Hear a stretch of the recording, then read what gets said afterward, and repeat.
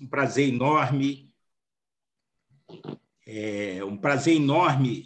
recebê-los aqui na segunda aula, no segundo debate do curso de formação de candidatos e candidatas das suas assessorias do Cidadania e do PSDB.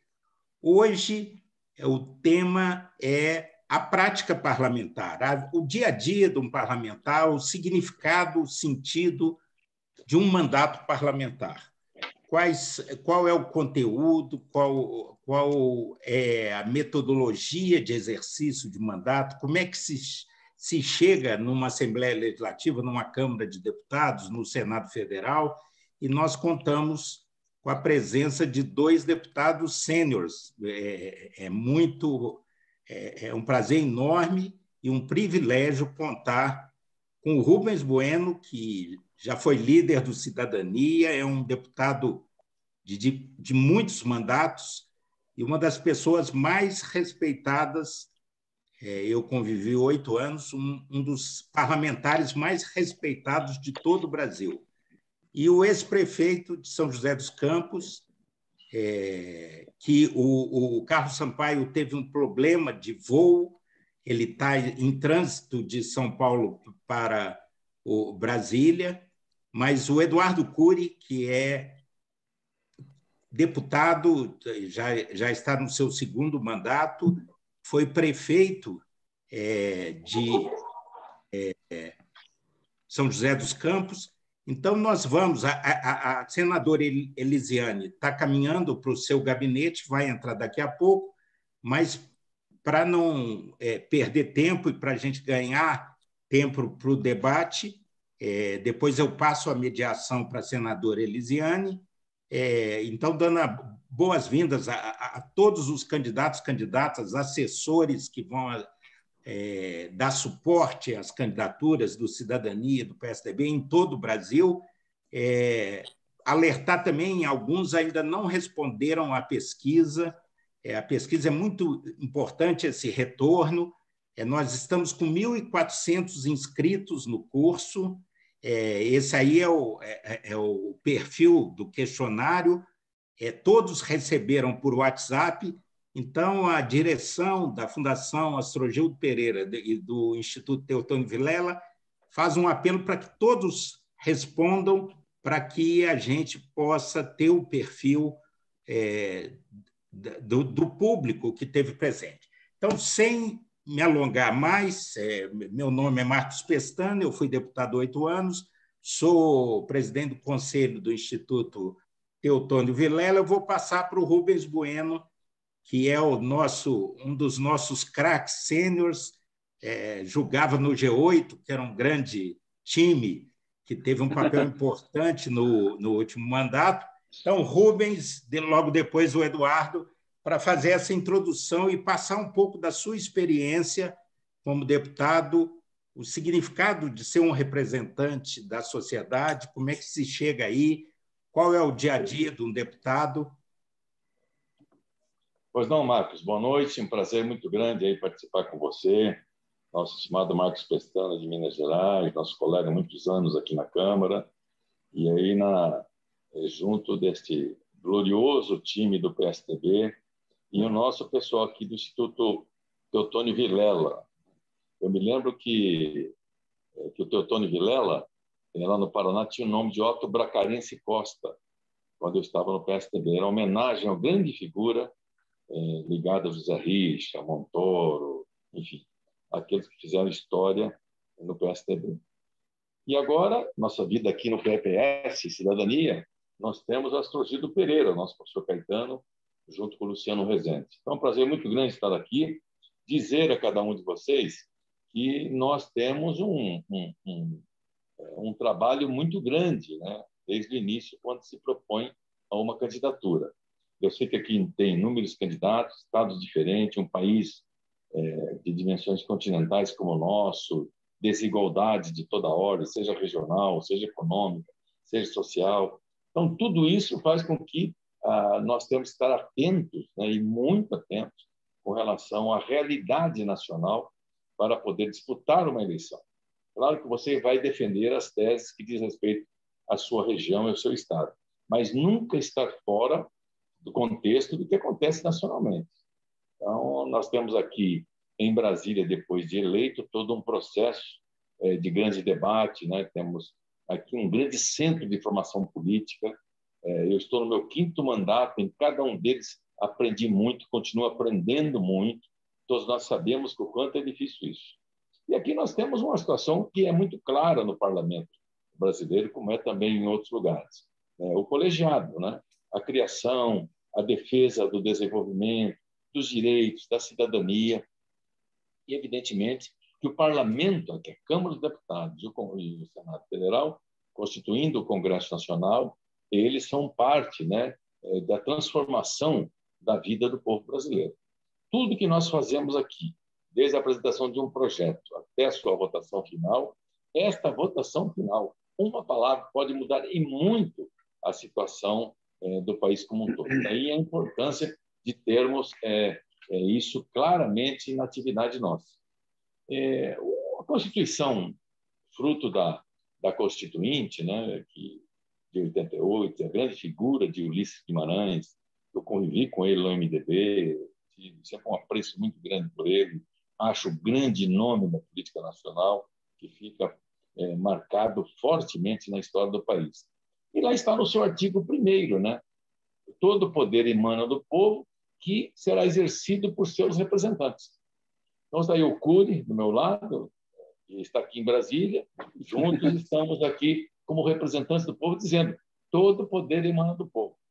Quando alguém fala, por exemplo, mas nós não escolhemos os ministros do Supremo Tribunal Federal. Escolhe sim, porque você elege o senador, que depois tem que dar, finalmente, a sua palavra e seu voto na sabatina para dizer que ele está apto para exercer a sua missão como ministro do Supremo Tribunal Federal. Assim como os tribunais superiores, o TSE, o STJ, o STM, enfim, todos os tribunais superiores dependem muito exatamente da sabatina e do voto dos senadores, que são eleitos pelo povo. E, como representantes, ele tem esse papel a cumprir no parlamento brasileiro. Nós aqui somos agentes, né, de um poder que temos delegado pelo voto popular, o mandato. E é esse mandato que sempre nós colocamos bem claramente como deve ser exercido. Desde a apresentação daquilo que é um projeto, um requerimento, ou que é a criação de uma comissão especial, tudo isso está claro, né? Claro para nós que legislar e fiscalizar é o principal papel do parlamentar. Seja ele vereador, seja ele deputado estadual, seja ele federal ou senador. O principal papel é legislar, fazer boas leis para melhorar a convivência do povo brasileiro. E fiscalizar para valer o orçamento, fiscalizar os atos do Poder Executivo, fiscalizar tudo aquilo que diz respeito ao papel do parlamento. Eu sempre digo, aqui no Brasil nós temos uma situação que difere muito de outros parlamentos, e que é muito triste para nós, em que quando você chega no município, a primeira pergunta é qual é a emenda que você me trouxe, né? E não pergunta qual é a lei importante que você votou. E desconhece as leis que prejudicaram muito municípios, estados e o próprio povo brasileiro. Então, essa é um pouco da nossa tragédia do parlamento brasileiro, que aqui tem muito da emenda que tem um valor e não da lei que se faz. Eu cito um exemplo, Cury. Lá no Paraná, o Claudião, que foi prefeito de Boa Esperança, um dia ele recebeu um parlamentar que foi levar para ele um convênio de R$100 mil. E aí ele mostrou o convênio para o prefeito, Cláudio, e o Cláudio olhou o convênio e disse, não, eu vim aqui, mas eu quero que você me diga quantos votos eu vou fazer para deixar esse convênio com você. O Cláudio segurou o convênio na mão e falou, isto aqui é da minha cidade, você não vai levar de volta. E quero dizer mais, eu não vou apoiar você, porque você votou uma proposta lá que tirou do meu município R$100 mil. Se você está trazendo 80, você está me devendo ainda R$20 mil. E eu não voto quem vota contra o município e contra o povo brasileiro. Veja o exemplo, isso é verdade, não é um fato. É um exemplo de um prefeito preparado, qualificado, que mostrou que aquilo que a emenda é uma obrigação parlamentar do orçamento. Nada a ver com troca de voto. Até porque, por exemplo, nós votamos aqui atentamente, em vários momentos, situações muito difíceis, né? o Cury no plenário, ora na liderança, em nome do PSDB, tem um papel importante, já foi prefeito, como eu. Nós temos aí uma tarefa muito grande, diuturna, para fazer. Eu vou ter que votar aqui agora, um minutinho só, viu, gente? Eu vou ter que votar, em seguida eu retorno, mas em questão de segundos. Eu só vou votar aqui, já estou votando, eu estou aqui no gabinete, e o Cury também vai ter que votar aí, rapidamente, né? Enquanto a gente participa dessa votação aí, Rubens, você me permite, Sim. a gente dar uma boa noite aqui para a nossa senadora, a Elisiane Gama, que está aqui com a gente também está no Congresso também votando, mas ela veio aqui também prestigiar também. Boa noite, senadora. Boa noite, eu quero cumprimentar aí a todos, né? Agradecer pelo convite. A gente está nesse dinamismo, né? Dia de terça-feira, como o Rubem também, a gente se divide entre o parlamento e várias outras atividades, tá? Mas eu posso já dar minha participação, não é isso, João? Fazer minha participação? O Rubens está... nós adiantamos, o Rubens está fazendo, e aí segue a sua mediação logo após o Rubens terminar a fala dele. Tá Pronto, bem, então senadora? eu fico aguardando, então, o Rubens. Tá? Prazer revê-la. Uma satisfação. satisfação. Prazer estar aqui conosco também. Pestana. Rubem, beijo. Beijo. Eu já votei, então agora já posso retomar aqui rapidamente. É só saber que a legislatura se compõe de 4 anos. Esse é o período de atividade, que começa sempre no dia 1º de fevereiro e termina 4 anos depois, no dia 31 de janeiro. As sessões legislativas, os projetos, né? Então, e o plenário é o sagrado do parlamento brasileiro, que é onde se concentram os parlamentares para poder votar e votar aquilo que diz respeito ao seu compromisso com o seu eleitorado, com o seu Estado, com sua gente. A Câmara representa o povo brasileiro, e a senadora Elisiane, no Senado, representa os estados brasileiros. Daí, cada estado ter 3 senadores, e nos estados nós temos deputados que representam o povo brasileiro, dado aí o número dos seus eleitores, de acordo com esse número. O máximo de 70, né, que é o caso de São Paulo, que é o nosso estimado Cury, e no mínimo 8, que é o caso de alguns estados menores do Brasil, como Amapá, como Rondônia, Roraima e assim por diante. Nós temos aqui um papel de elaborar projetos, né? Esses projetos eles podem ser uma PEC, que é proposta de emenda à Constituição, leis ordinárias, que é conhecido como PL, lei complementar, como é conhecido como PLC, e projeto de resolução, que é interno, corporis, né?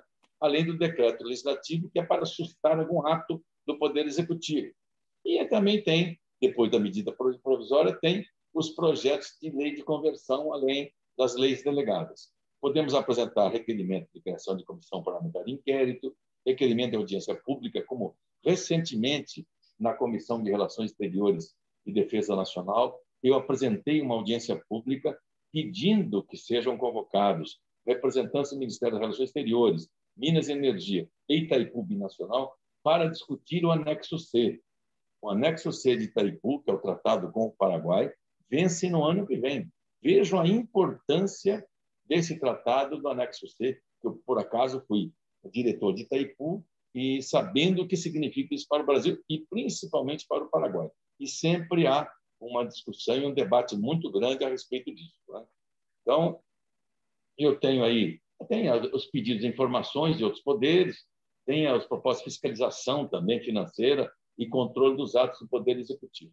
Então, basicamente é isso, né? Deixar aqui a minha palavra, lembrando sempre que eu estou aqui e daqui eu vou toda semana, durante todo o primeiro semestre de cada ano, estando lá, prestando contas dos meus atos em todos os municípios que eu represento.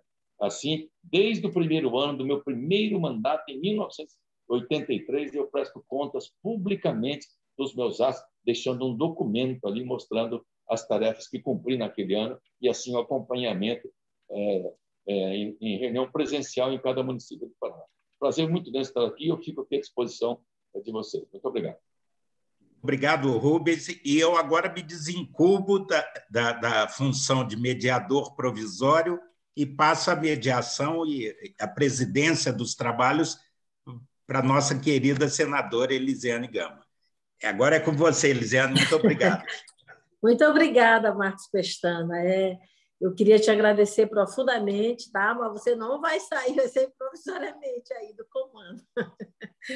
Porque, como eu disse lá atrás, né, na nossa fala anterior, hoje, na terça-feira, é um dia absolutamente intenso aqui, né? Então, a gente fica nessa coisa e eu sou líder da bancada feminina, né? E também estou liderando o partido, que a gente está aqui apenas com o nosso assento, mas tem uma liderança também, né?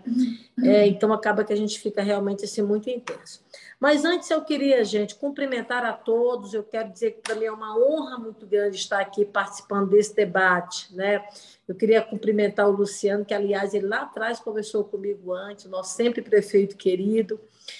Cumprimentar Rubens Bueno, que ele sabe da minha extrema admiração por ele, gratidão pelo reconhecimento que ele tem feito à nossa vida e à minha pessoa especificamente, desde sempre, né? Eu fui deputada estadual em 2006, já com o apoio do Rubem, e ele sempre confiou e acreditou muito em mim, eu tenho isso no meu coração, a minha admiração por ele, pela sua atuação, pela sua forma de ser, pela sua condução, em todos os aspectos da vida. Então, é sempre um grande prestígio estar acompanhando sempre o Rubem, né? Eu também quero cumprimentar o Carlos Sampaio, não pôde estar, que é outra pessoa que eu admiro muito, né?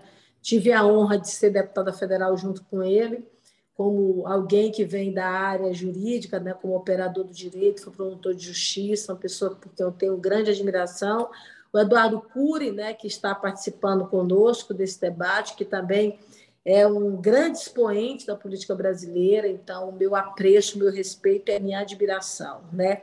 E participar, na verdade, desse debate Cidadania e PSDB é algo que nos enche de muita responsabilidade. E falar da temática atividade parlamentar, né? Eu estou na vida pública há 15 anos, há 16 anos, né? Vai fazer agora 16 anos. Eu fui 2 vezes deputada estadual, deputada federal, e eu sou senadora. E eu queria aqui conversar com todos que estão nos acompanhando, até um pouquinho de forma mais, não é, informal, até eu diria assim, da minha vida parlamentar. Eu aprendi ao longo da minha vida que o bom parlamento e a boa atuação, a boa representação, ela só ocorre se ela for fruto do envolvimento da sociedade, fruto da base, fruto da participação popular, né? Toda a minha atuação parlamentar, ela ocorreu em cima disso, trazendo a base para fazer o debate, discutindo os problemas nas suas mais variadas dimensões, né? De forma muito transversal, né? Envolvendo, por exemplo, a área da saúde, a área da educação, a área da infraestrutura, mas com um olhar muito voltado para a participação social, né? Como eu vou envolver essa sociedade? Eu só envolvo essa sociedade ouvindo essa sociedade, né? Fazendo com que ela, na verdade, se sinta partícipe do processo. Isso é muito fundamental para quem quer que seja que entre na vida parlamentar. Seja do vereador, que está mais próximo do cidadão, portanto, está muito mais antenado com os problemas do dia a dia da sociedade brasileira, passando pelo parlamento estadual, chegando ao parlamento federal. Então, se você, na verdade, ouve a sociedade, você automaticamente tem um mandato diferente. Colegas que estão aqui participando, que serão futuros parlamentares, deputados estaduais e federais, que vão entrar na vida pública, se Deus quiser, e aqueles que ainda não estão, aqueles que estão hoje, aqueles que ainda não estão, poderão estar a partir do mandato agora desse processo eleitoral de 2022. O grande segredo, na verdade, do sucesso é exatamente estar muito presente no seu povo, né? Eu fui, no meu primeiro mandato, eu fui eleita com 15 mil votos. Eu fui a deputada menos votada da história do Maranhão. Da história, não. Fui a menos votada naquela eleição, né? E aí, depois eu fiz um mandato muito popular, ouvindo, conversando, fazendo as rodas de debate, às vezes eram rodas pequenas, né, com 30, 40, 50 pessoas, ou às vezes eram rodas maiores, com 200, com 300 pessoas, na universidade, na escola, do ensino médio, em todos os lugares. Então, quando, na verdade, eu sentava com eles, eu tinha deles ideias. Nós chegamos a fazer alguns debates muito importantes, que a cada 2 meses de mandato, eu reunia, não é, com rodas de debates na universidade. Então, lá eu ouvi um promotor de justiça, eu ouvi um juiz, eu ouvi um professor, eu ouvi um líder comunitário, eu ouvi um policial militar, e daí a gente saía sempre com algum projeto de lei. Às vezes era 2, 3 projetos de lei de coisas que você nem imaginava, mas de repente vinha aquela contribuição. E quando eu apresentava o projeto de lei, estava lá o movimento dentro do parlamento, lá na plenária, lá no auditório. Terminava, às vezes, da apresentação do projeto, você discutia, tinha um aprimoramento, tinha uma nova emenda. Então, assim, o mandato foi um verdadeiro sucesso. Por que foi um verdadeiro sucesso? Por conta desse envolvimento popular. Porque o parlamentar, ele está lá sentado no seu gabinete. Se ele não ouvir a sociedade, ele nunca vai conseguir reproduzir o sentimento dessa sociedade. E qual foi o resultado disso?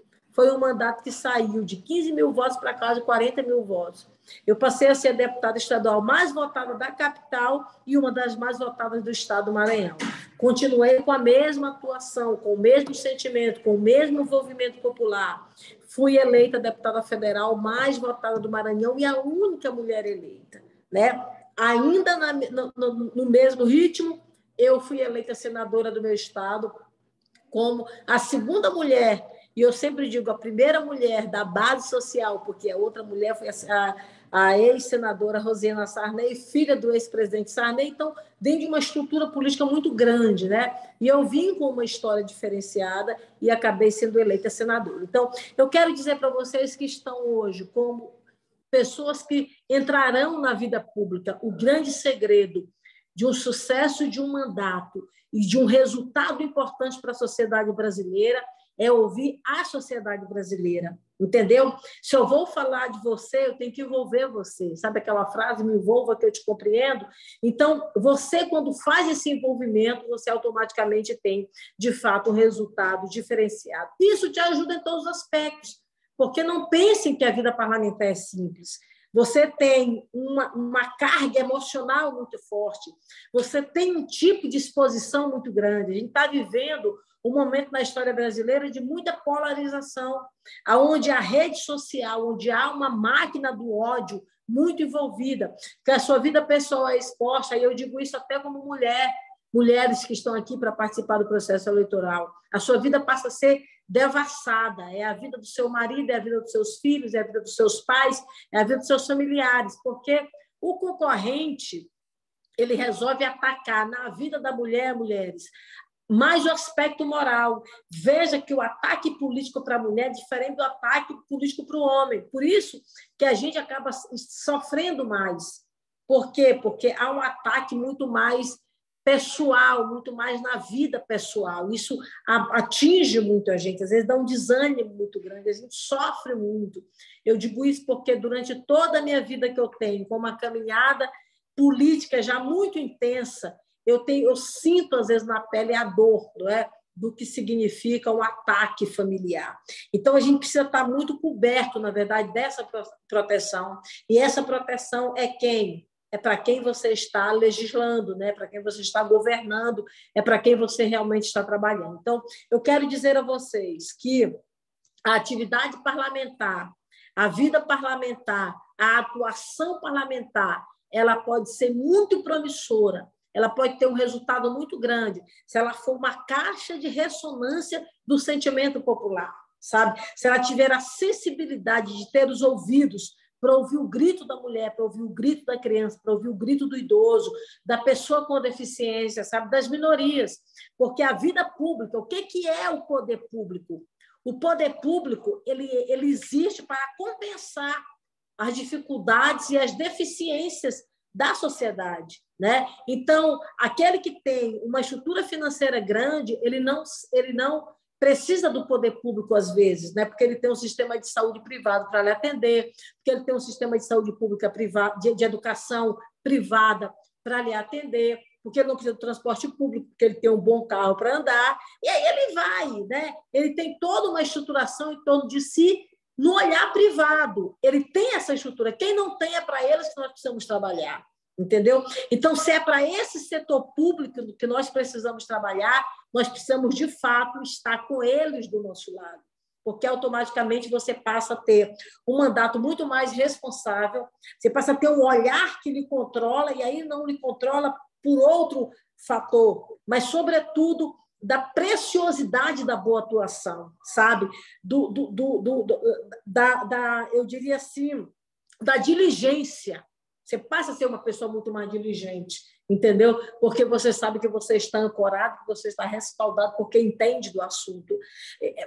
Você não sabe o que é estacionar um carro tão bom quanto um flanelinha de rua, sabe? Ele sabe como estacionar bem o carro, ele sabe como posicionar bem o carro. Então, você não queira ser alguém tão primoroso, porque ele é melhor do que você nessa atuação, entende? Então, ninguém conhece mais a base social do que quem está na base social. O médico sabe de medicina. Eu não vou pedir para minha mãe me ama mais do que tudo, mas a minha mãe não vai fazer uma cirurgia em mim, porque ela não sabe fazer. Entende? Ela pode me amar mais do que tudo, mas ela não sabe fazer. Então, quem sabe fazer é quem está lá na base, quem constrói mais é o professor, é a dona de casa, entendeu? Eu tiro isso pela minha própria experiência de vida no dia a dia. Eu gosto de ouvir as pessoas que estão ao meu redor, sabe? A pessoa que faz a comida, às vezes, para mim, a pessoa que está dirigindo o carro, porque ela, no âmbito dela, no núcleo dela, ela é a profissional, ela é a expertise, ela é a que tem autoridade no assunto. Então, são essas autoridades no assunto que nós precisamos ouvir. Nós não somos outra coisa a não ser meros reprodutores deste conhecimento, entendeu? Desta informação, deste embasamento que vem até nós. Isso faz com que nós tenhamos realmente uma boa representatividade, isso faz com que nós tenhamos realmente um reflexo diferente para a sociedade. Então, eu queria deixar aqui essa mensagem, gente, como eu disse, de uma forma muito da minha própria experiência de vida, a minha própria trajetória de vida. E quero finalizar chamando as mulheres. Mulheres, nós temos hoje uma baixíssima representação no Congresso Nacional.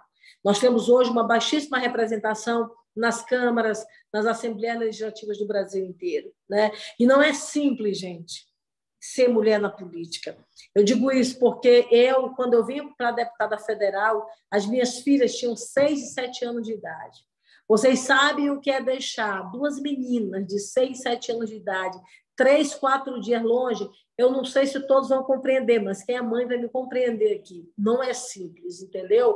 Eu vinha chorando para Brasília e contando a hora, esperando o outro dia chegar para entrar no avião, e sem falar que você diz, meu Deus, já pensou essa aeronave, não deixa acontecer nada com ela, e quando pousava, ai, meu Deus, cheguei em casa, estou vindo no cuidar das minhas filhas.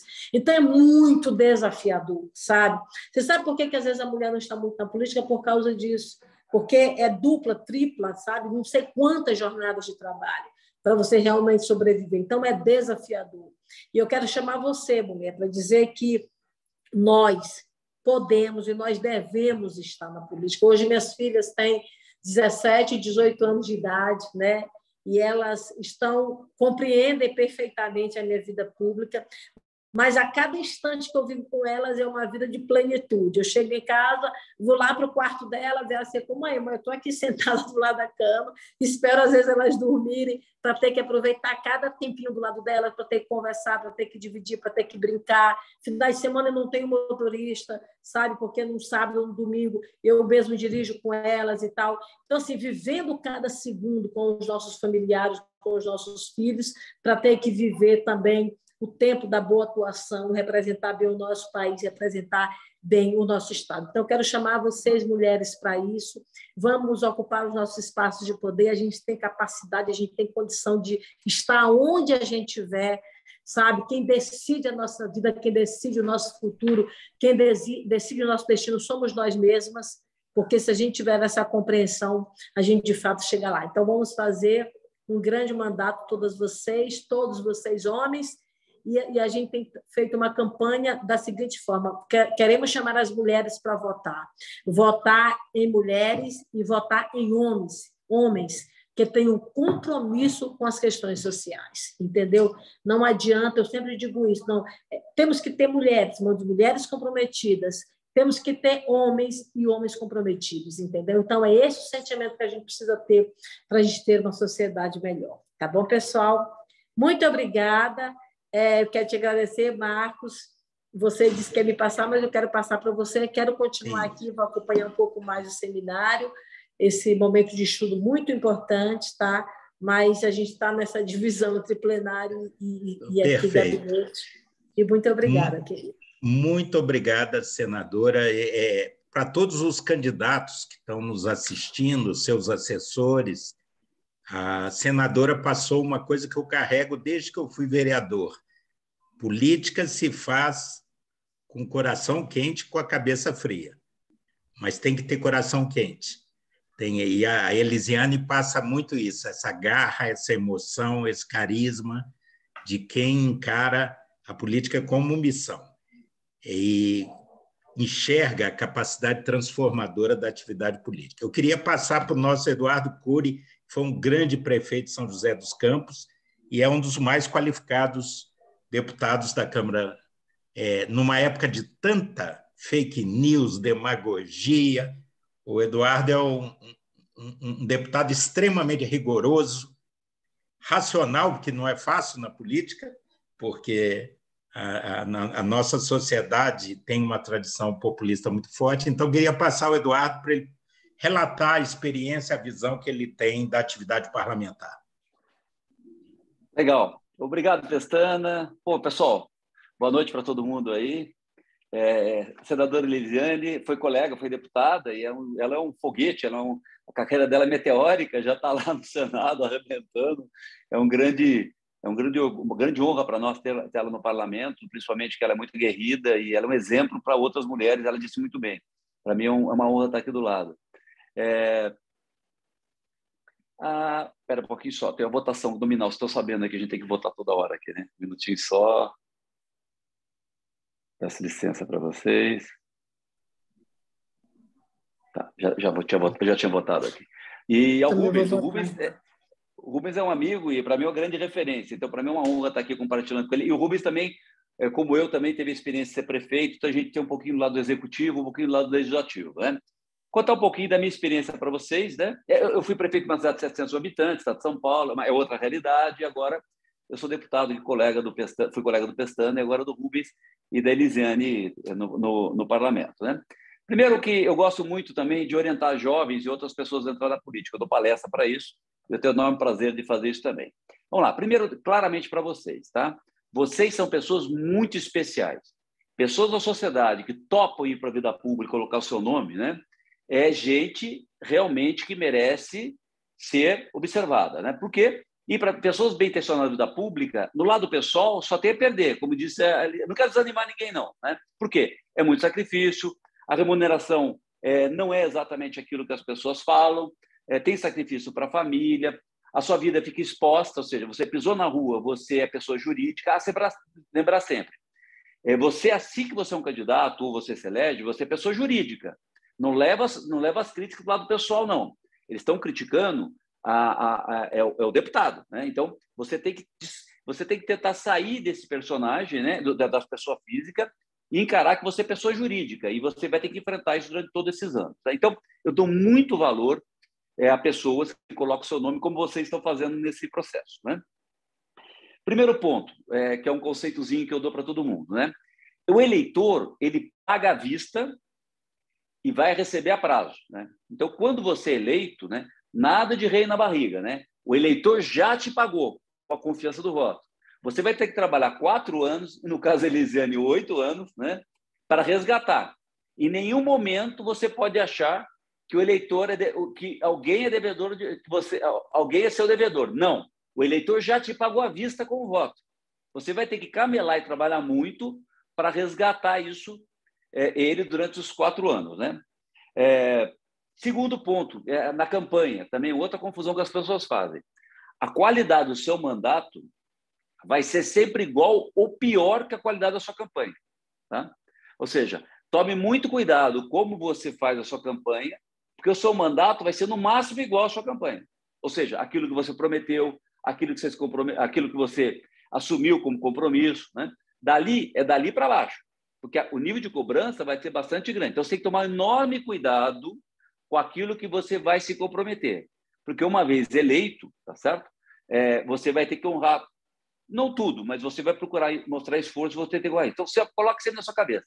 A qualidade do mandato é sempre igual ou menor do que a qualidade da campanha. Então, um bom mandato começa na campanha. Por isso que muita gente cai do cavalo, né? Fala assim, eu vou falar qualquer coisa, prometer qualquer coisa na campanha e depois eu dou um jeito. Não, o eleitor, ele fica atento a isso, né? Principalmente nas grandes coisas que você promete. Obviamente, você não é obrigado a cumprir tudo, é humanamente impossível. O que o eleitor olha é se você tentou se esforçar para aquele conjunto de coisas que você assumiu. O segundo ponto, eu vou aqui detalhar um pouco, especificar sobre o perfil de cada um, né? Vamos lá, eu tive experiência, eu tive o privilégio, Deus, os eleitores deram para mim, para o Rubens, de ter tido experiência do executivo. Eu fui secretário 8 anos, prefeito 8 anos, fui reeleito, e depois, na sequência, 2 mandatos como deputado. Então, graças a Deus, Deus me deu esse privilégio, e a população, de poder olhar um pouquinho o copo em várias facetas dele, virar o copo e olhar um pouquinho. Então vamos lá. Quem tem experiência, quem aí de vocês está vindo do executivo, teve experiência do executivo, do setor público, tá certo? Tomar cuidado. O legislativo é tão importante quanto. Não existe falar, Eduardo, qual que é melhor? Não tem essa, né? As pessoas me perguntavam, eu falo, não tem. São 2 mundos diferentes e você tem que estar preparado, porque o legislativo, as colheitas, ou seja, você planta e as colheitas são mais longas. Você é um executivo, trabalhando numa prefeitura ou no governo do estado, você tampa um buraco, ou ajuda a trocar um bico de luz, tá certo ou não? No minuto seguinte, a população reconhece isso de você. No legislativo, não. Como disse o Rubens, você pensar num bom projeto, você vai trabalhar anos nesse projeto, e se tudo der certo, depois de algum tempo você vai ver ele aprovado. Então, a dinâmica é diferente. Então, você tem que estar preparado, porque é o seguinte, os 2 são absolutamente essenciais para a democracia, mas cada um tem uma dinâmica e você tem que estar preparado para isso, para você não se desanimar. Vamos lá, outra vertente. Quando você vem na iniciativa privada, você é uma pessoa de sucesso na iniciativa privada, é um pequeno empreendedor, ou um grande empresário, né? Eu já vi muitos quebrarem a cara no setor público, né? Amigos meus, quando eu fui prefeito, convidei alguns da iniciativa privada, uns se deram muito bem, outros quebraram a cara. Por quê? Há um erro conceitual, né? Não percebe. A dinâmica do poder público é sempre mais lenta. Por quê? Porque não é nosso dinheiro, é o dinheiro dos outros. E se é dinheiro dos outros, a gente tem sempre que ter mais cuidado. A própria arcabouço legal, as regras, fazem isso. Algumas pessoas falam, tudo bem, tem um excesso de burocracia, desnecessário e tal, mas sempre, aqui em qualquer lugar do mundo, o setor público, tomada de decisão sempre vai ser mais lenta. Por quê? Primeiro, que você impacta muita gente. Segundo, você impacta a vida dos outros, né? Na iniciativa privada, o cara é dono do negócio, de uma padaria, né? Ele toma a decisão, se ele errar, ele vai perder o dinheiro dele, né? Quando você está no setor público, você afeta a vida dos outros. Então, é cheio de regramentos. Então, quem vem na iniciativa privada tem que estar preparado que as decisões vão ser necessariamente mais lentas, né? Então, para você não se frustrar. E depois, eu já vi, por exemplo, outro dia, você é um ministro do Bolsonaro, veio, foi embora, reclamando de tudo e tudo mais. Cara, essa é a regra. Você devia ter empresários que tiveram enorme sucesso no setor público. O terceiro grupo, quem vem do setor público, servidor de carreira, por exemplo, um professor que algum de vocês pode ter sido concursado e está vindo para o setor, para um cargo eletivo. Também tem diferença, tá certo? Por exemplo, vocês têm essa experiência clara do como é que funciona o setor público, mas é diferente. Você concursa, você, na verdade, basta executar aquilo que está ali do seu dia a dia. Quando você é eleito, é diferente, né? Você assume um compromisso de curto prazo, você tem prazo para entregar, que é durante o seu mandato, né? Então, não adianta você só se preocupar com a parte burocrática ou seguir regras, porque o teu reloginho acaba em 4 anos. Ou você entrega o que você se comprometeu e ajuda a construir coletivamente, ou você, na verdade, vai ser ejetado, vai ser mandado para casa. Então, tomar cuidado, que eu vi gente muito bem intencionada, algumas pessoas muito bem intencionadas vindo ou do setor público, ou do executivo, ou da iniciativa privada, quebrar a cara depois do legislativo, porque não entender que são dinâmicas e velocidades diferentes, e você tem que construir através disso. Uma coisa que o Rubens disse, e aqui sempre o processo é coletivo. No executivo, um prefeito ganha a eleição, fala, eu vou fazer. Faz, assuma a consequência. Aqui não. Você tem que convencer 513, ou então metade dos 513, que a sua ideia é boa, o seu projeto é bom, e você vai ter que ser um cara tolerante também e apoiar o projeto dele algumas vezes. Porque se for aquele cara que acha que o projeto de todo mundo é errado e só o seu é bom, logicamente você não vai ter apoiamento no projeto dos seus colegas. Então, tem que ter esse grau de tolerância de saber como é que você vai poder ajudar um outro deputado para que você também tenha credibilidade de avançar com os seus projetos, né? E aí, então, todo o tempo é a questão do equilíbrio, como na vida da gente, né? Então, por exemplo, durante a campanha, que é o processo, lembra que eu falei, a qualidade do mandato tem que ser menor ou igual à qualidade da campanha? Então, na campanha, um grande equilíbrio vão ter que ter da lacração e da lacrar e lucrar, tá certo? Espera um pouquinho só que eu acho que tem que votar aqui. Sim. Pessoal, 30 segundinhos, só para eu votar, porque senão, cada dia que a gente não vota é R$2.000 quanto o nosso salário, viu? As pessoas não sabem, mas é assim que funciona aqui. E está correto, não estou reclamando, não. Essa foi uma conquista da pandemia. Não havia votação remota, não. A gente só votava no plenário. Devolvendo a palavra ao Curito. Só para vocês verem como é que é aqui. Não, veja bem, eu estou em Brasília, eu sou obrigado a registrar presença, mas a partir desse momento a gente pode votar remotamente, né? Então, vamos lá. Tomar muito cuidado, né? Lacração. É natural e a sociedade demanda, você vai ter que se arriscar na campanha. Se você for uma pessoa só racional, agora o Pestana falou do coração, que a Elisiane é fantástica, ela é uma pessoa que exala coração e tudo mais, você vai ter que ser coração na campanha, tá? Mas tem que ter um certo equilíbrio, tá certo? Por quê? Senão você pode ser traído depois de eleito, né? Você prometeu uma coisa absurda, por exemplo, depois você chega aqui e aí você vai dar o seguinte, você vai ser convencido que era uma barbaridade aquilo que você prometeu, você vai ter que votar contra, né? E aí você vai decepcionar seu eleitor. Então, muito cuidado esse equilíbrio. A lacração, o lucrar. Tem uma brincadeira que é quem lacra não lucra, né? Na última eleição entrou uma turma grande da lacração, o pessoal que só se preocupava na rede social e atacar, condenar e falar que ele é perfeito e tudo mais. Quando chegou aqui, e aconteceu comigo, eu não era um lacrador, mas quando eu cheguei aqui, eu tinha um conceito seguinte, olha, eu sou honesto, eu sou competente, e lá em Brasília a grande maioria não é, e eu vou chegar lá e eu vou, na verdade, mudar muita coisa. Não, aí eu descobri o seguinte, que tinha muita gente competente aqui, muita gente mais preparada do que eu, muita gente com história de vida com muito mais dificuldade que a minha, muita gente muito mais veloz de raciocínio do que eu. Aí você para e fala, opa, espera lá, né? Caramba, eu vou colar nessas pessoas porque eu tenho que aprender com elas, eu não tenho que ensinar a ninguém. Então, isso é muito bacana, porque aí é para vocês, né? Gente, cada voto que você receber, um voto, valorize, tá? Porque confiar é uma coisa muito difícil, né? Vocês sabem, vocês têm experiência nisso. Ou seja, confiar é uma coisa muito difícil. Você parar na rua e fazer uma pessoa confiar em você já é difícil. Já imaginou milhares de pessoas confiar em você, né? Eu até brinco às vezes, né? Eu tive 90 mil votos aí, né? 94 mil votos, né? Aí eu brinco assim e falo assim, cara, eu vou entrar em 2 estádios do Morumbi, por exemplo, lotado, e gente confia em você. Isso dá pânico em mim. Pô, caramba, como é que eu vou retribuir essas pessoas? Quem votou em mim? Né? Isso, para mim, pessoalmente, traz uma carga de responsabilidade muito grande. Um voto é uma coisa de muita responsabilidade, né? Vocês devem ser gratos a esse voto, devem ter orgulho desse voto que vocês vão receber, de cada voto, porque confiar é uma atitude muito nobre.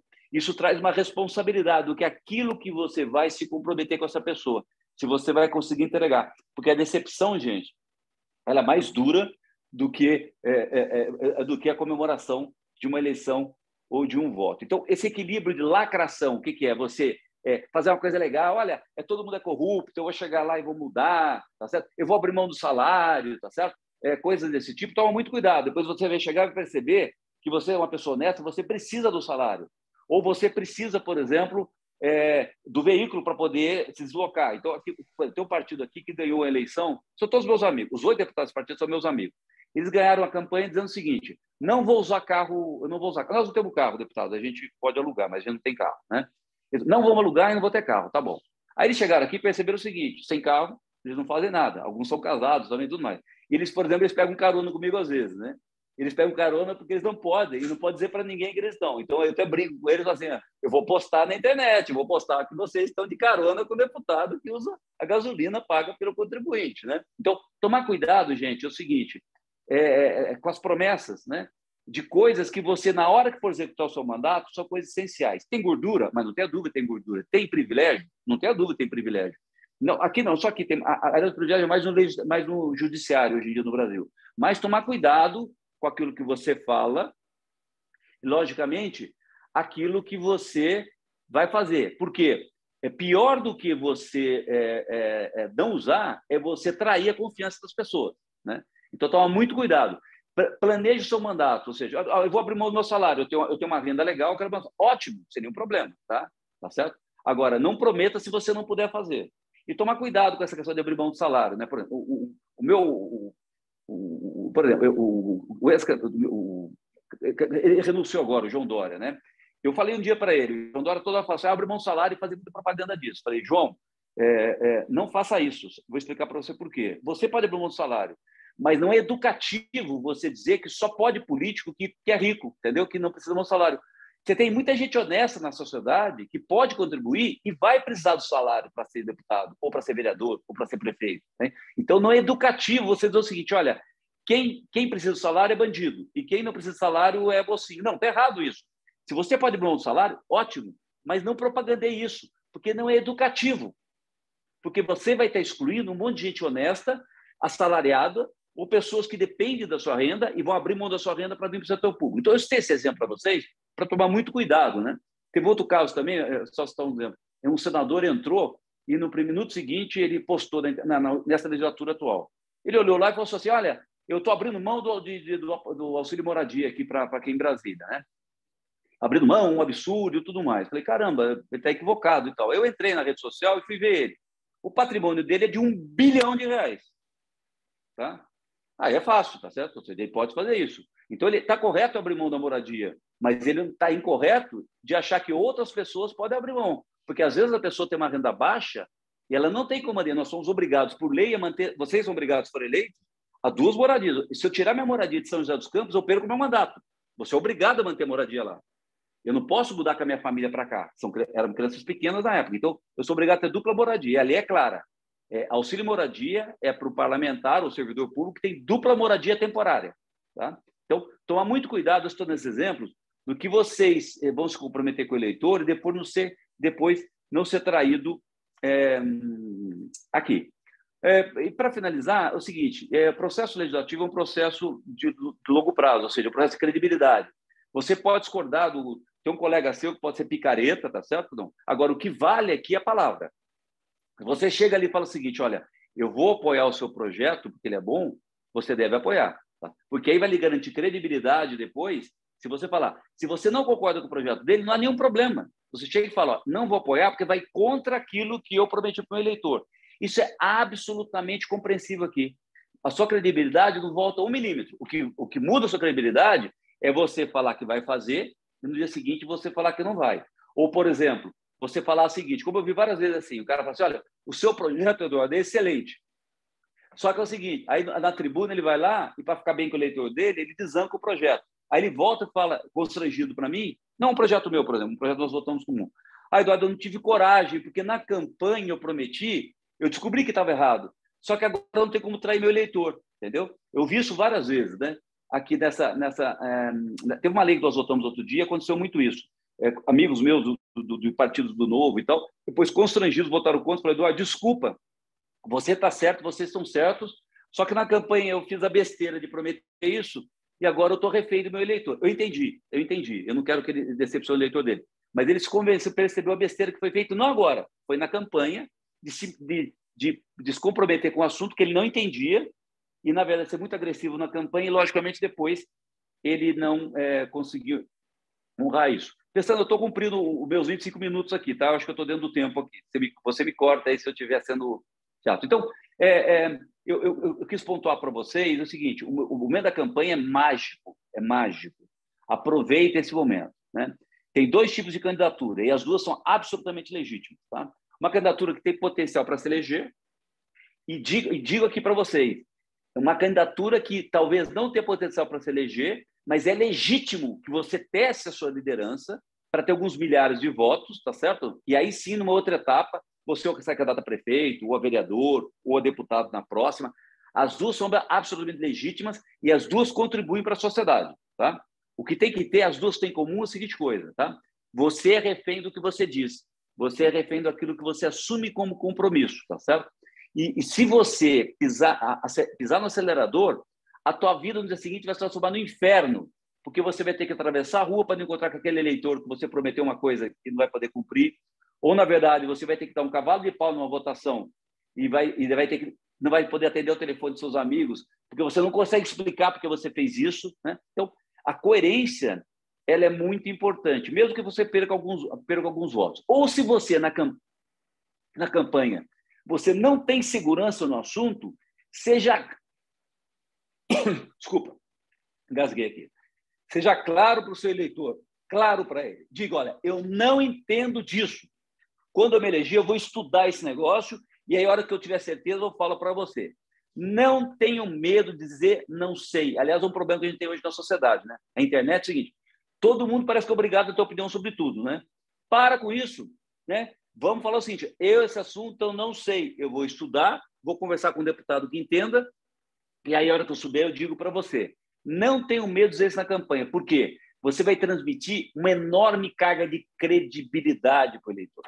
Porque ele está cansado de dizer de gente que sabe de tudo, de todos os assuntos. Não existe isso, né? Eu fui novo para a gestão pública, eu fui secretário novinho, né? Eu fui secretário 2 mandatos, um cara genial, foi colega do Pestana. Aí eu me tornei prefeito, ganhei o primeiro turno e tal, depois ganhei o segundo turno. Eu digo para vocês, eu lembro quando eu era jovem, eu sabia de tudo, pô. Eu achava que eu sabia de tudo. Não era arrogante, ou seja, eu achava que sabia de tudo, de resposta para tudo. Cada vez que eu ando um ano, conheço gente mais experiente, mais inteligente, né, que eu mais aprendo, eu fico sabendo que eu não sei de nada. Então, não tenho medo de falar para o eleitor de um assunto e falar assim, ó, cara, esse assunto eu não sei, mas pode ter certeza. Eu vou saber desse assunto e vou dizer para você qual é o melhor caminho. E para finalizar, a última coisa. Vocês têm 2 papéis, tá? Um, Elisiane falou muito bem. Nós temos representantes do povo. Eu não uso muito deputado, não. Eu uso propositalmente sempre o seguinte. Toda vez que eu estou numa entrevista em rádio e tudo mais, eu falo, olha, os representantes do povo. Por quê? Lembrar sempre, a gente é representante de alguém, legitimado, tá? Então, vamos lá. Então, 2 papéis importantes de vocês? Um deles é consensuar a demanda da sociedade, representando o povo. Você tem que ouvir a sociedade, ter humildade e chegar aqui em Brasília ou nas assembleias e brigar pelas pessoas. Mas tem um segundo papel muito importante, que é apontar caminhos. Às vezes, todo o seu eleitorado, ou toda a sociedade, parece que é em uma direção. E você estudou o assunto, você viu, ou pela sua experiência de vida, e sabe que é um caminho alternativo. Tem que ter coragem, desde que você tenha certeza que você está já falando, de falar o seguinte, gente, olha, está todo mundo falando que é para lá. Eu estou falando para vocês, ó, por causa disso, é um grande equívoco. Ou esse projeto que nós estamos votando aqui, ó, vocês estão achando que é para votar assim? Como disse o Rubens, tem uma vírgula aqui que o cara botou agora na última hora e essa vírgula muda totalmente o projeto, o sentido dele. E se eu votar, vai ser contra aquilo que você está imaginando acontecer. Tem que ter coragem para apontar caminho também. Então, seria uma situação como se falasse assim, olha, virou uma onda esse negócio aí, o projeto é ruim, mas é o seguinte, eu não vou brigar com ninguém, não. Eu vou votar esse projeto aí, tudo bem. Tudo bem, ficar brigando toda hora não dá, porque às vezes um projeto até nem vai ser aprovado, vai para a tramitação. Mas vocês, como líderes, têm a obrigação, se você tiver convicção do assunto e a maré estiver toda para o outro lado, de chegar para o teu eleitor e falar, olha, humildemente eu quero que vocês me escutem. Eu estudei esse assunto e está errado, né? Isso vai quebrar a cara. Por exemplo, nós vamos votar essa lei achando que vai aumentar, vai diminuir o preço do plano de saúde. Na verdade, vai aumentar por causa disso, né? Vocês têm o dever e têm a procuração para apontar caminhos. Então, as 2 coisas, gente. Liderar, consensuar, ou seja, o que a sociedade quer, você tem que fazer, mas também tem a obrigação de apontar caminhos. Tá legal? Boa sorte a todos aí. Vocês são pessoas muito especiais de colocar seus nomes para ser representante do povo. Eu tenho enorme admiração por pessoas assim. Vocês são heróis, hein? Eu falo de boca cheia, vocês são heróis. Muito obrigado, Cury. Agora nós vamos passar tivemos aí uma injeção de ânimo vocês estão se colocando, né? Estão se colocando aí na rua para disputar voto, para se eleger, e vocês receberam aí a experiência da Elisiane, do Rubens e do Eduardo. E agora nós teremos meia hora. É claro que não vai dar, tem muitas perguntas no chat. Quem quiser, o João vai me ajudar. Mas antes de passar para o chat, eu vou propor o seguinte, João: vamos fazer 5 perguntas e devolvemos. Eles anotam e cada um comenta o que quiser. Não precisa se sentir obrigado a responder a 5. Então, a Elisiane, se ainda estiver presente, o Rubens e o Eduardo, mas eu queria usar a prerrogativa para deixar uma primeira para o Eduardo e para o Rubens. O problema da governabilidade tem a ver com formação de maioria e minoria. E Portugal teve uma crise na votação do orçamento de 2022, em novembro. O Partido Comunista e o Bloco de Esquerda tirou o apoio ao governo do Partido Socialista, convocou-se nova eleição e o Partido Socialista fez maioria isolada e vai governar sem precisar fazer concessões. Na Alemanha, agora no início do ano, no primeiro semestre, eles fizeram lá é parlamentarismo, os liberais, os verdes, os social-democratas se uniram com maioria parlamentar, fizeram um documento programático de 176 páginas e tem maioria para governar. O Macron se elegeu presidente e vai correr agora lá na França, a eleição de deputado é 2 anos depois.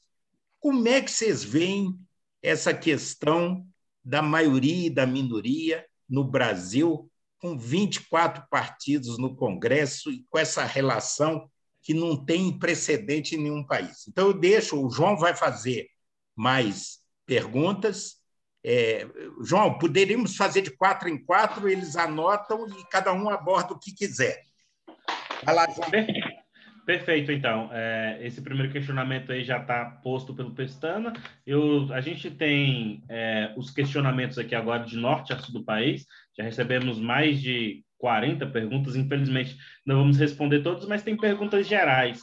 E essas perguntas gerais, eu começo aqui com a pergunta do João Garcia. Ele pergunta se uma campanha, o mais correto seria criar projetos e não promessas. E ele pergunta para o Cury e para o Rubens Bueno também. O Washington Batista de Jacareí, ele pergunta qual o critério deve ser utilizado por um deputado para destinar verbas orçamentárias para um instituto público ou do terceiro setor. E a Maíra Belmonte Lanza, de São Paulo, ela pergunta sobre como reverter a realidade da questão feminina, que às vezes não recebe o financiamento. As mulheres na política não têm acesso ao fundo partidário, como reverter essa realidade. E a última pergunta aqui, Pestana, é da Sônia, que ela quer saber como que funcionam as nominatas, como que um partido, de fato, escolhe. Ela fala aqui que sabe das convenções, mas como, de fato, o PSDB e o Cidadania, no caso o Cury pelo PSDB e o Rubens pelo Cidadania, explicam como, de fato, escolhe-se o candidato que vai concorrer. Rubens, a bola está com você. Pois não. Então, Marcos, parabéns ao nosso Cury, a sua experiência, isso anima muito e ajuda muito aqueles que estão aí se propondo a uma disputa eleitoral. Veja só, quando você fala em parlamentarismo, né, é a tese principal de fundo, nós temos um sistema de governo presidencialista. E é um sistema que ele produz e reproduz crises a cada instante. Basta ver quantos pedidos de impeachment do presidente Bolsonaro tem aqui na Câmara. Tem mais de 100. Por quê? Porque a crise, uma atrás da outra, provoca esse tipo de situação. Nós somos parlamentaristas, tanto o PSDB quanto a Cidadania, nós somos parlamentaristas. O que significa isso? Que um governo ele só existe mediante um plano de governo e com maioria parlamentar que sustente esse plano e esse governo. E assim não há muitas. Você muda o governo, uma semana depois continua tudo sem nenhum problema. O impeachment demora no mínimo 1 ano e meio, 2 anos para você entrar numa crise e sair dela. Então é muito difícil o sistema presidencialista aqui no Brasil. Mas, infelizmente, nós tivemos uma campanha atrás contra o parlamentarismo, distorcendo a verdade que nós não íamos mais eleger presidente. Elege presidente e o Congresso, com maioria parlamentar, elege o chefe de governo. Então, essas são situações diferentes. Eu prefiro o parlamentarismo, acho que o país estaria longe de muitas crises que já passamos há muito tempo, situações muito graves, né? Basta ver que eu estava aqui em 1992 e caçamos o Collor de Mello. E agora, em 2016, caçamos a Dilma Rousseff. É muito curto prazo para tamanha crise com um país como o nosso. Aí fala da financiamento de campanha. O financiamento de campanha é a lei que está aí, né? Eu sempre defendo, acho que o financiamento público de campanha é uma maneira de você evitar a pessoa jurídica, como aconteceu com o Petrolão, com o Mensalão, né? Grandes empresas financiando candidatos, partidos, e deu no que deu, né?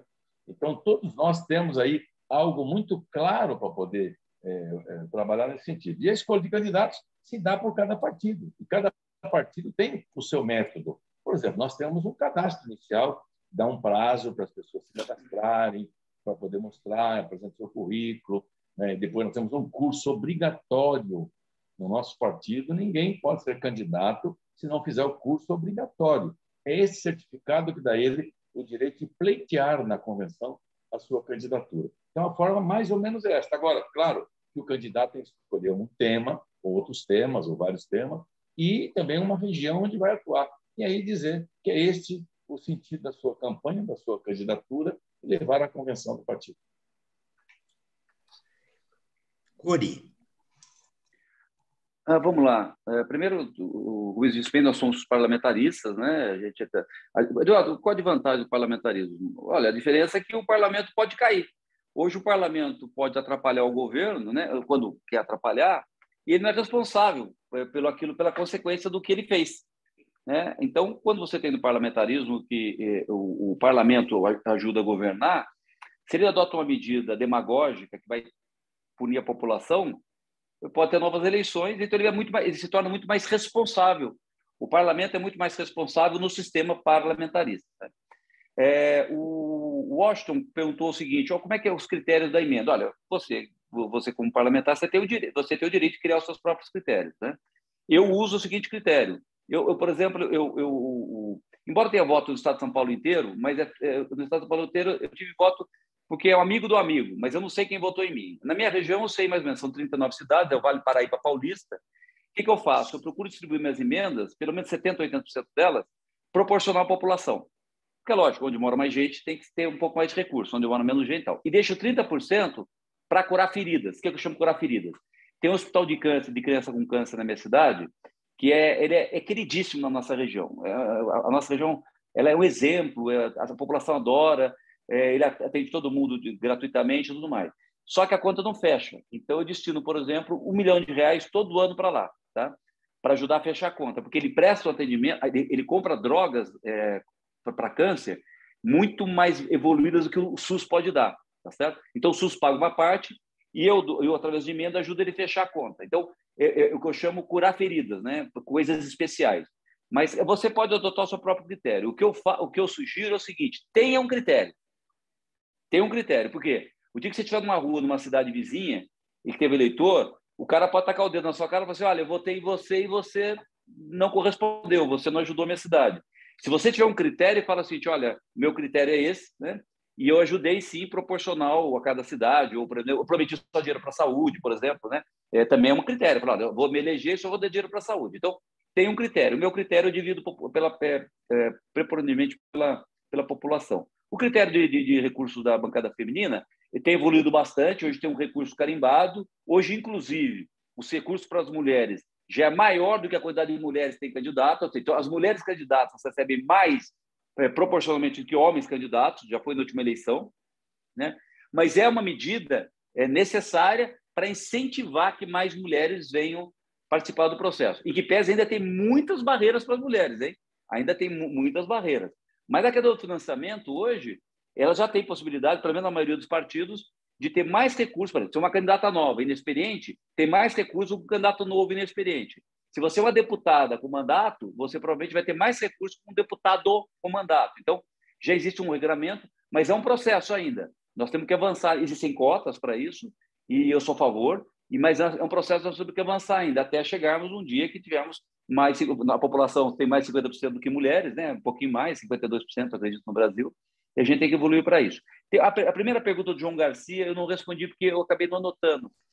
João, se você quiser retornar nela, me lembrar ela, tá certo? O João Garcia, ele quer saber se o correto seria criar projetos e não promessas. Sim. Vamos lá, numa candidatura, né? Exatamente. Legal, olha, você pode, é muito comum isso, o candidato a prefeito querer fazer plano de governo, né? Plano de governo, sério, é para ser executado, né?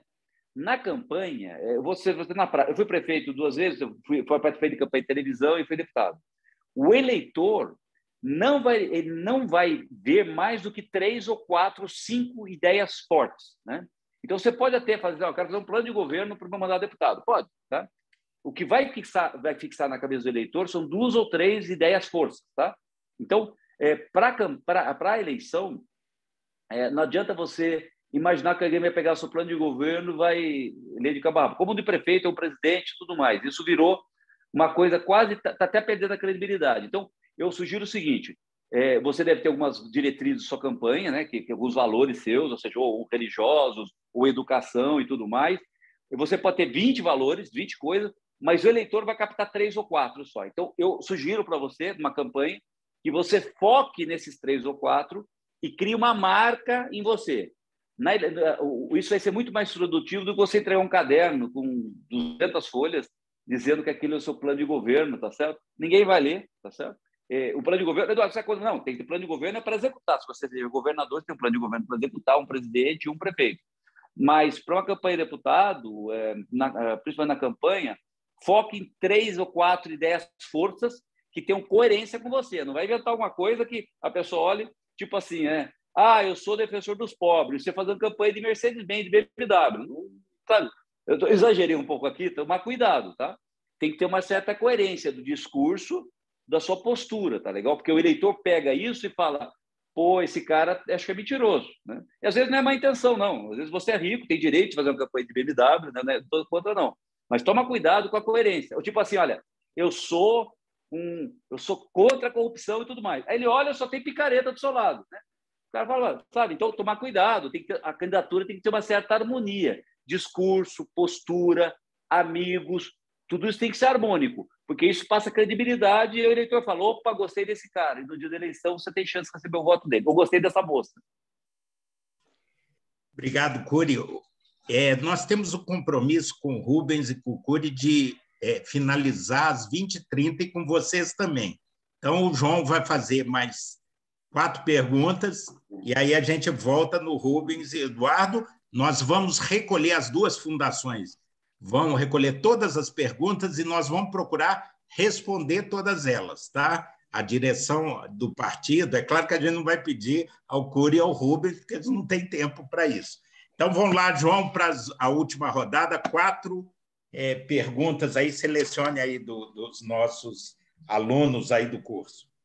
A Elisete Aparecida de Azevedo Mota, ela questiona as mulheres, uma pauta também feminina, né, com as deficiências e o maior apoio financeiro. E aí fica a pergunta de como que será essa questão nessa eleição. A gente sabe que teve mudança aí no fundo eleitoral, para os deputados falarem um pouco sobre isso também.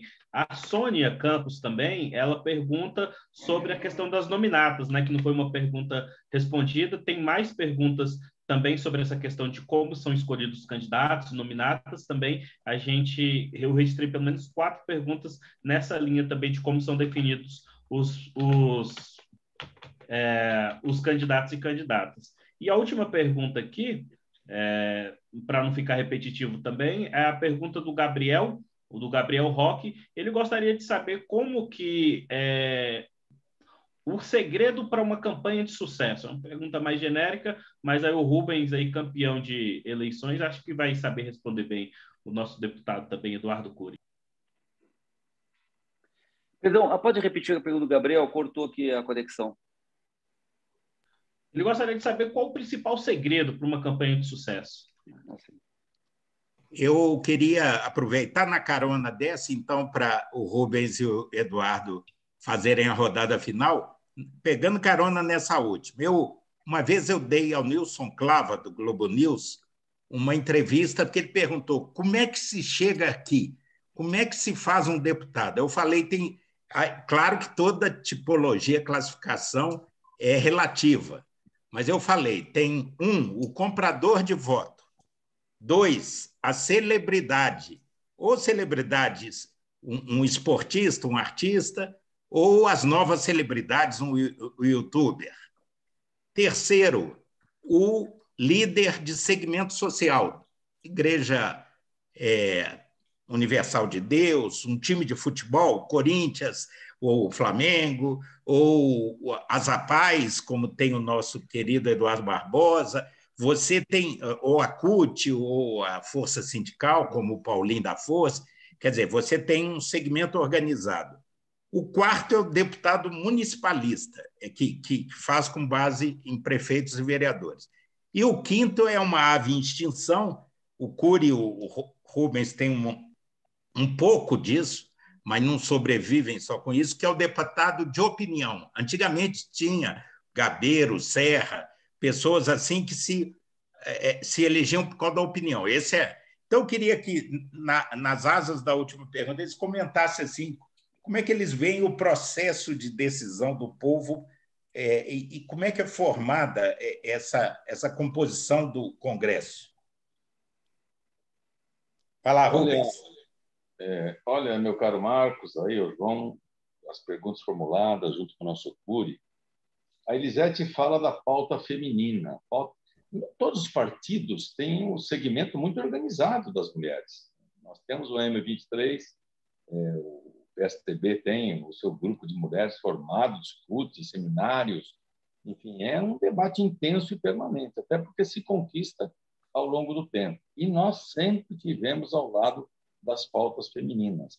Aliás, tem um histórico do PSDB e tem um histórico do nosso partido, desde sempre, nas pautas femininas. Então, muito do que está aí já nasceu há muito tempo exatamente por esta luta pelas pautas femininas. E aí é muito de cada partido, né? Nós sabemos da preocupação que temos nossos partidos com relação a isso, inclusive nossas fundações, né? Tanto a Teotônio Vilela como a Eugênio Pereira. Então, são documentos e mais documentos que é muito bom fazer leitura e debate sobre eles e avançar no tempo. A Sônia pergunta das nominatas. Sônia, vamos voltar então. Eu sou presidente do Diretório Estadual do Paraná. Nas eleições estaduais, quem decide as candidaturas são os diretórios estaduais, os seus delegados, os seus mandatários. É um debate muito amplo, né, para poder escolher essas candidaturas. E elas são formadas, né? No caso das mulheres e no caso do gênero, né? 30%, no máximo de 70%. Pode ser as mulheres com 70%, e aí tem que ter o lado masculino com 30%, ou vice-versa. E sempre a dificuldade que nós temos, Sônia, é encontrar candidatas. Essa é uma dificuldade nossa sempre. Olha que é uma luta, temos vários eventos, onde tem as mulheres participando, chamando, convocando, e não é fácil, né? Apesar de ter uma pauta muito extensa, muito rica para se trabalhar, mas, enfim, as nominatas elas estão aí muito mais dependendo das mulheres, né? De ajudar nessa conquista de trazer candidaturas para fortalecer os partidos exatamente com relação ao gênero e fazer essas nominatas cada vez mais ricas. Aí o Gabriel pergunta o segredo da candidatura, uma campanha.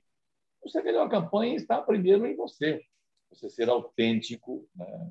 Jamais mentir, dizer sempre a verdade, custe o que custar. Nós temos que ter isso muito claro na nossa vida pública. Eu estou no 8º mandato. Tenho 5, estou no 5º mandato de deputado federal. E todos eles sempre procurando consolidar cada vez mais, estudar muito. O próprio Marcos é um estudioso, ele é um intelectual e tem essa riqueza muito grande de conteúdo daquilo que ele faz. O Cury não é diferente. Então, estudar muito. Eu levanto muito cedo todo dia para estudar. Todo dia. Da semana, seja sábado, domingo. Eu acordo muito cedo, antes de sair, vou estudar, vou ler. Se vou falar sobre alguma coisa, vou procurar as informações adequadas, para sempre transmitir algo, para dizer a política não é como dizer, isso é coisa de política. Não é verdade. A política é a busca permanente do bem comum. Mas aquele fulano lá, tudo é igual. Não é, não. Tem maus políticos na política, como tem maus padres e maus pastores das igrejas. Temos que ter clareza disso. Né? Então, a política não tem nada a ver com maus políticos. Quem tem a ver com maus políticos são aqueles que se omitem para que esses maus políticos existam.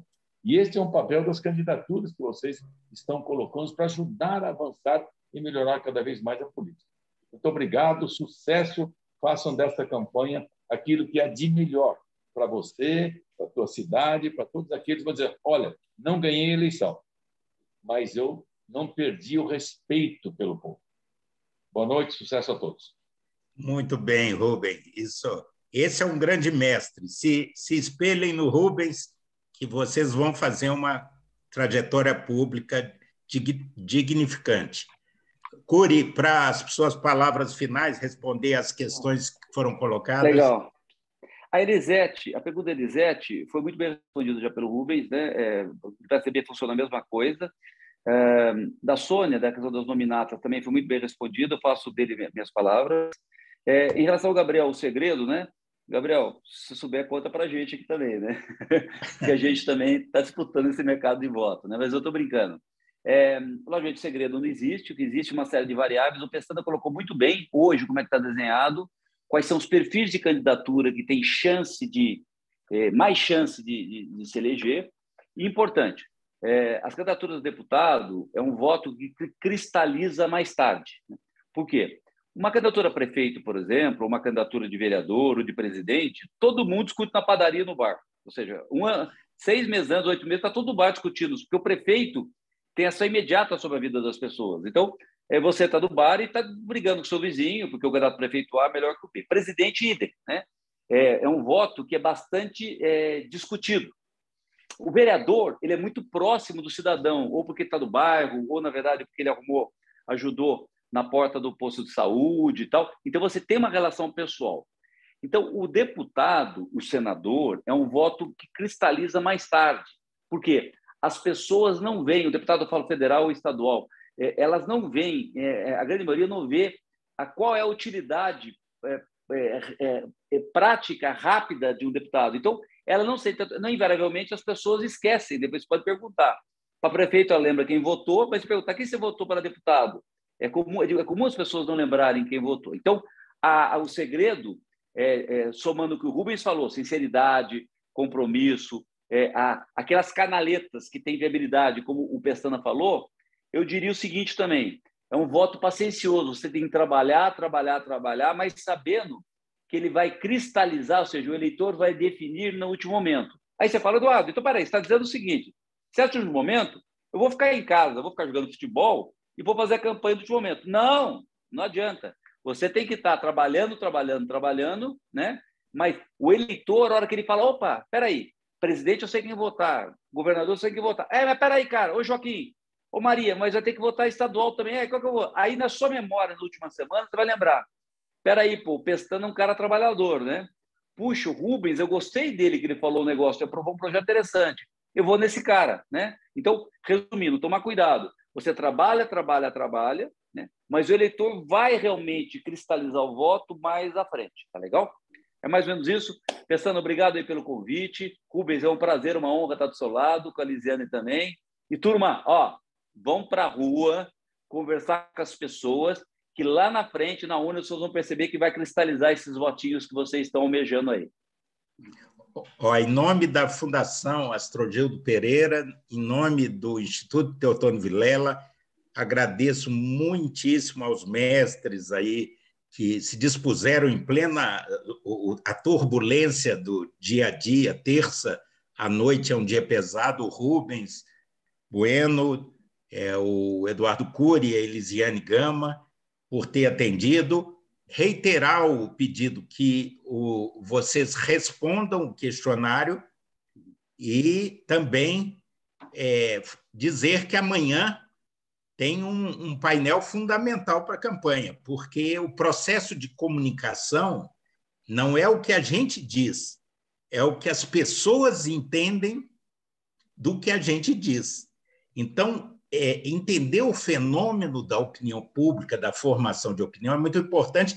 Nós vamos ter 2 grandes especialistas, o Paulo Vasconcelos, que é um marqueteiro que com larga tradição de coordenação de campanhas de comunicação, de TV e de redes sociais, o Sérgio Denicoli, e o debate vai ser mediado pelo Marco Marrafon. Então, não adianta ter boas ideias se você não tem as ferramentas, os instrumentos para fazer chegar nas pessoas e ser compreendido. Eu estou falando porque eu tinha dificuldade. Eu não me adaptei à época das redes sociais. Minha assessora, que era muito mais jovem, falava assim: você tem que falar em 30 segundos sobre a reforma da Previdência. Eu falei: eu não consigo, não vou ser leviano. Assuntos complexos não têm soluções simples. Eu não conseguia fazer concessões e tinha muita dificuldade. Então, isso tem que ter treinamento, tem que ter ciência, saber. As pessoas ficam... Eu ficava louco. Diz que as pessoas assistem 12 segundos e abandonam. Se você não prende a pessoa nos 12 primeiros segundos, você perdeu a audiência. Então, amanhã nós já discutimos a conjuntura política, ontem com Samuel, com Roberto Freire, hoje a experiência viva de como se chega ao parlamento e qual a função e as características do exercício parlamentar, e amanhã uma questão mais focada na campanha.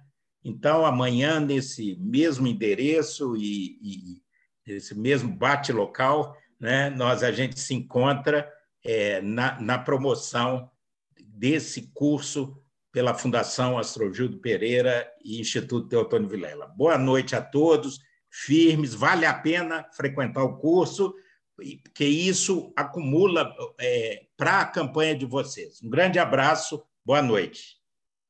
Boa noite, pessoal.